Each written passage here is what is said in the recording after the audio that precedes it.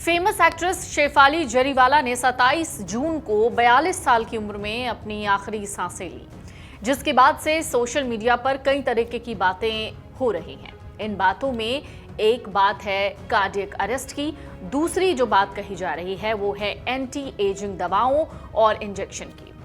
हालांकि अब तक कुछ भी साफ नहीं है कि शेफाली की मौत कैसे हुई, लेकिन जो पहली रिपोर्ट आई है उसके मुताबिक शेफाली की मौत कार्डियक अरेस्ट की वजह से हुई है। लेकिन 42 साल की उम्र में शेफाली को कार्डियक अरेस्ट कैसे आया, क्यों आया, और इन सब के बीच में सबसे बड़ा सवाल सोशल मीडिया पर इस वक्त एंटी एजिंग दवाओं और ड्रग्स का जिक्र क्यों हो रहा है।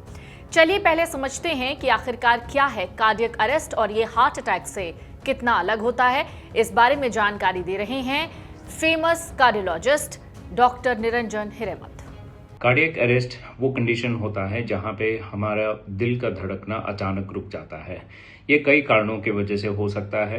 कभी कभी हार्ट अटैक की वजह से हो सकता है, मतलब जब खून के नसों में खून का फ्लो ब्लॉक हो जाता है, ब्लॉकेजेस की वजह से। कोरोनरी आर्टरीज में अगर ब्लॉकेजेस है, कोलेस्ट्रॉल प्लाक्स हैं, ऐसा कुछ अगर प्रॉब्लम प्री एग्जिस्टिंग है, उससे अचानक हार्ट अटैक आ सकता है और वो हार्ट अटैक हार्ट को अचानक रोक सकता है और उसको कार्डियक अरेस्ट बोलते हैं।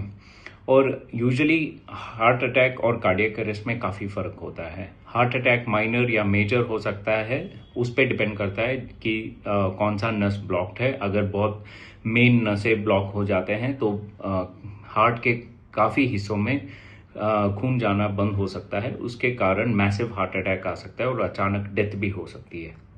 लेकिन अगर माइनर हार्ट अटैक है, वो छोटे से ब्लॉकेजेस के वजह से छोटे छोटे खून के नसों में हो सकते हैं, जो कभी कभी जानलेवा नहीं होते हैं। और अगर कोई भी पेशेंट को हम टाइम पे हॉस्पिटल ले जा सकते हैं तो उनकी जान बचाई जा सकती है। कार्डियक अरेस्ट में ये प्रॉब्लम है कि ये अचानक दिल का धड़कना रुक जाता है और आदमी का सडन डेथ या कोलैप्स हो सकता है। यूजुअली बोला जाता है कि 90% लोगों में जिनमें कार्डियक अरेस्ट होता है, अगर उनको टाइम पे सीपीआर या कोई भी फर्स्ट एड नहीं मिलता है तो उनका डेथ होने का चांसेस ऑलमोस्ट 90% होता है। सिर्फ 10% लोग कुछ लकी होते हैं जो बच सकते हैं। लेकिन हार्ट अटैक ऐसा नहीं है। 70 से 80% लोगों को जिनको हार्ट अटैक होता है, तो अगर उनको टाइम पे विद इन 30 मिनट्स या 45 मिनट्स कोई भी पास में अस्पताल लेके जाते हैं तो उनकी जान बचाई जा सकती है। ये कभी कभी कोई मेडिकेशंस, सप्लीमेंट्स जो हम ओवर द काउंटर लेते हैं, जो फिटनेस में रहते हैं, कभी कभी एक्सटेंडेड फास्टिंग करते हैं, जो अचानक कोई डाइट में चले जाते हैं या अचानक कोई भी सप्लीमेंटेशन स्टार्ट करते हैं, कभी कभी उनसे हमारा ब्लड प्रेशर लो भी हो सकता है और उसके कारण हार्ट अटैक्स या कार्डियक अरेस्ट हो सकते हैं। और अगर जिम में अचानक हम हाई इंटेंसिटी एक्सरसाइज करते हैं और उसके हिसाब से अगर हमारा कैलोरी इनटेक एडिक्वेट नहीं है और हम यूज्ड टू नहीं है, आदत नहीं है उसका, तो वो भी सडन डेथ को लीड कर सकता है। इसीलिए मेरा एडवाइस ये है कि अगर हम कोई भी नए ट्रीटमेंट स्टार्ट कर रहे हैं, कोई भी सप्लीमेंट्स हम स्टार्ट कर रहे हैं, तो ऑलवेज हमें कोई कार्डियोलॉजिस्ट या फिजिशियन से क्लियरेंस लेना चाहिए। मेक श्योर करना चाहिए कि हमें कोई प्री एग्जिस्टिंग बीमारी नहीं है।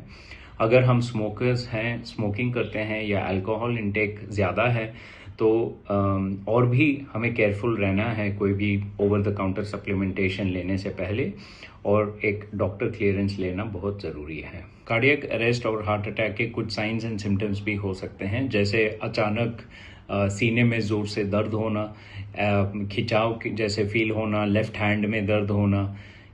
कभी कभी ये सिम्टम्स बहुत बारीकी से बहुत पहले शुरू हो जाते हैं, कभी 1 महीने 2 महीने या कुछ हफ्तों पहले शुरू होते हैं, और इनके साथ साथ ज़्यादा टायर्ड फील करना या सांस का फूलना, ये सारे सिम्टम्स हो सकते हैं।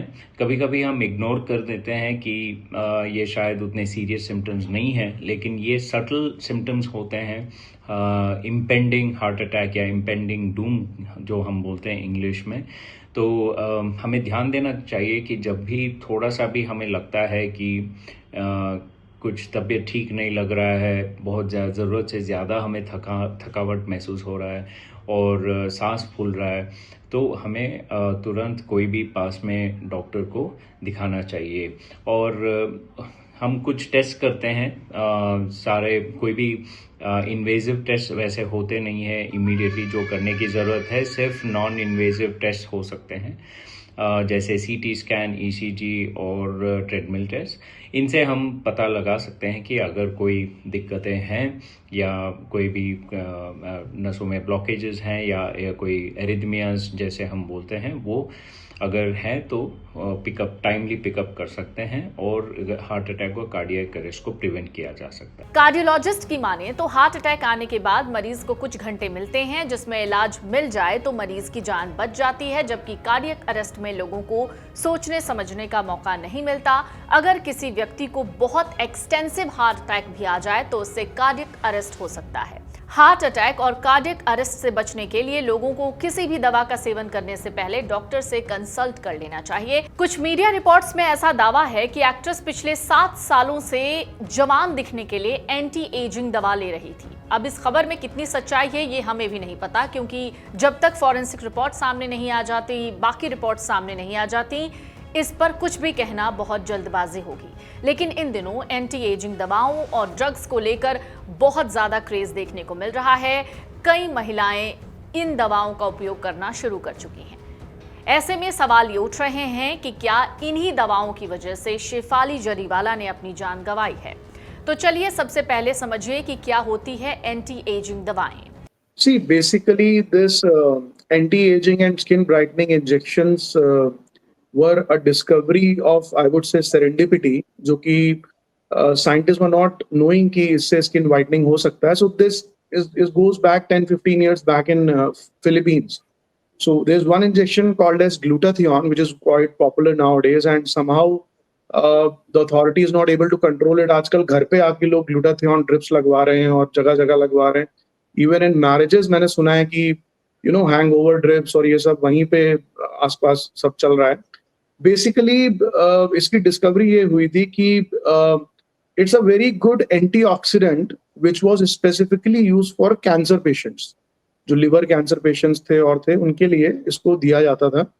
एंड इसका साइड इफेक्ट ये देखा गया, या आप कह लो गुड इफेक्ट ये देखा गया कि स्किन कलर लाइट होने लगा, टोन ब्राइट होने लगा.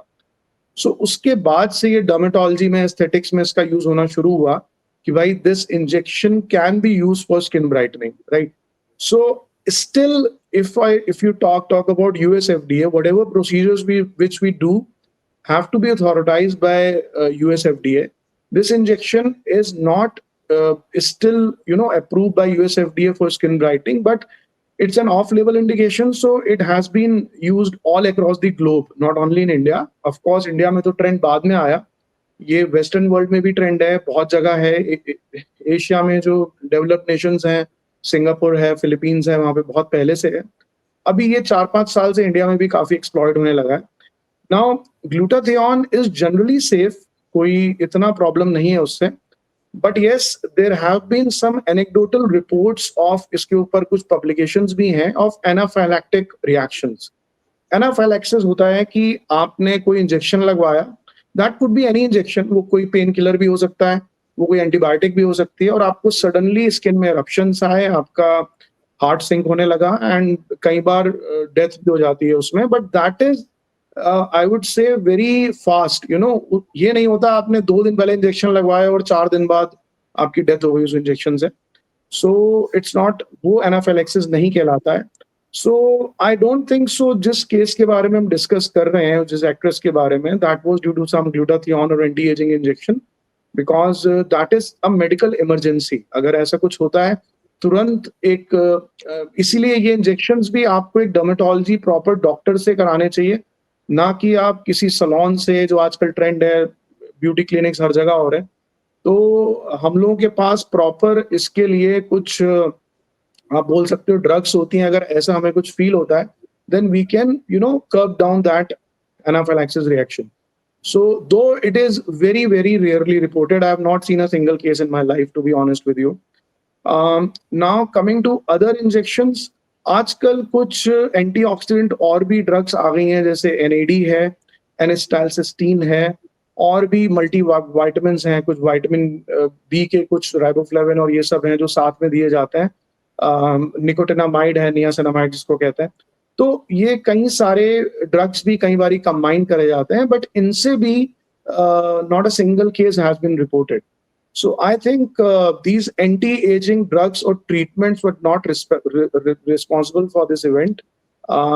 Might be some other drug, or might be, we are seeing a lot of heart attacks in younger population who are very athletic, या जिम सप्लीमेंट्स ले रहे हैं या कुछ इस टाइप की, कई बार स्टेरॉइड्स भी लेते हैं which nobody is actually aware of.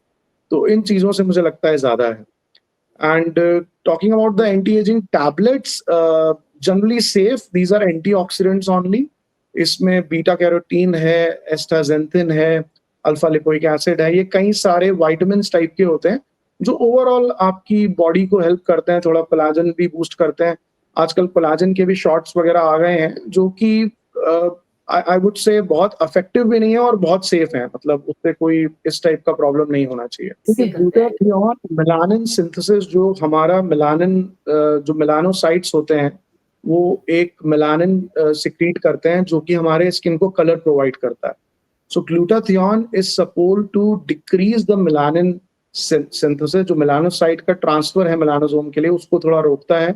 उसकी वजह से ऐसा माना जाता है कि मेलानिन सिंथेसिस थोड़ा कम हो जाता है, तो कलर थोड़ा बेटर हो जाता है. और फ्रैंकली बताऊं, ये रिजल्ट्स बहुत ही सब्जेक्टिव होते हैं. इट इज नॉट कि हर किसी में एक तरीके से काम करता है. आपकी बॉडी उसको कितना एब्जॉर्ब कर रही है, आपके एंजाइम्स कैसे हैं. तो मेनी टाइम्स वी सी, अगर हम 10 पेशेंट्स का कर रहे हैं, 5 आर वेरी सेटिस्फाइड, 3 को थोड़ा बहुत रिजल्ट आता है, 2 कहते हैं कुछ चेंजेस नहीं आए. So just like more drugs and other things. So it is something which is not, I would say, to be used like a रामबाण ट्रीटमेंट कि भाई ये कर लिया और आप गोरे हो गए. वो गोरे होने का इंजेक्शन नहीं है. हाँ, माइल्ड ब्राइटनेस, थोड़ा सा थोड़ा स्किन में ग्लो आ जाता है, तो उस पर्पज से काफी लोग कराते हैं. ये क्वेश्चन बहुत वाइटल है. देखिए, कोई भी हम इंजेक्टेबल थेरेपी शुरू करते हैं, चाहे हम किसी को एक छोटा सा लोकल एनेस्थीसिया ही क्यों ना दे रहे हो, हम लोग एक बार सेंसिटिविटी जरूर करते हैं उस ड्रग की. तो मेक श्योर आप कहीं भी इस टाइप के ट्रीटमेंट्स कराते हैं, मेक श्योर आप डिग्री चेक करें, डॉक्टर डर्मेटोलॉजिस्ट हैं या नहीं है, या फॉर दैट सेक एक एटलीस्ट एमबीबीएस है या नहीं है. बिकॉज आजकल काफी कॉमनली हमने देखा है this thing has been exploited, and जगह जगह अभी आपने 2 डेथ्स भी सुनी होंगी हेयर ट्रांसप्लांट से related, which was done actually by dentist. तो कहीं ना कहीं ब्यूटी प्रोसीजर्स को लोग बड़ा लाइटली लेते हैं, और जब इस टाइप के कुछ इंस्टेंसेस होते हैं तब थोड़ा सरकार जगती है and they try to take some action.